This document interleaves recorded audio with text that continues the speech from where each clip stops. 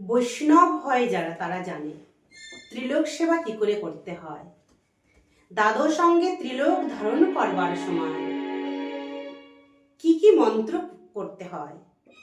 তো বাবা, এখন এই সময় দাঁড়িয়ে বিভিন্ন ভাবে দেখছি অনেকে এই মালার চন্দন নিয়ে কি করছে গো, ছেলে খেলা মতো হয়ে যাচ্ছে। বড় বড় মহারাজদের নাকি পাঠ শুনে তারা কি করছে, মাছ মাংস খেয়ে ত্রিলোক ধারণ করছে। কিন্তু ভাগবত পুরাণে কি বলেছে? মাছ মাংস খাওয়া অবস্থায় ত্রিলোক ধারণ করতে নেই। তাতে কি হয়? বৈষ্ণব অপরাধ হয়ে যায়। ত্রিলোক ধারণ করবে কারা? যারা নিজে আহার শুদ্ধি করেছে। আহার শুদ্ধি না করে ত্রিলোক সেবা করতে নেই। শিক্ষাগুরু ত্রিলোকের অধিকার দেয়, কিন্তু বাবা অনেকে শিক্ষাগৃহেই যায়নি। এই যে ত্রিলোক ধারণ করা মানে মাছ মাংস খেয়ে নিতাই গৌরকে অপমানিত করা, বৈষ্ণব সমাজের কাছে নিজে অপরাধী হয়ে যাওয়া। কারণ এই ত্রিলোকে কে থাকে?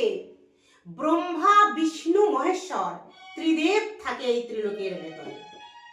তাহলে ত্রিলোক ধারণ করা মানে ব্রহ্মা বিষ্ণু ত্রিদেবতাকে ধারণ করা, পরম বৈষ্ণবকে ধারণ করা, সেই বৈষ্ণবের কাছে অপরাধী হয়ে যাওয়া।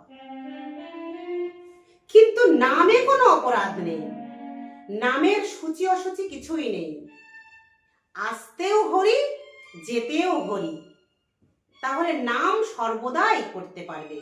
এই জিহ্বা রসনায় সর্বদা তুমি নাম করতে পারবে। তাই বলছি, যারা মাছ মাংস খেয়ে ত্রিলোক সেবা করছেন, করবেন না, ঘোর পাপ।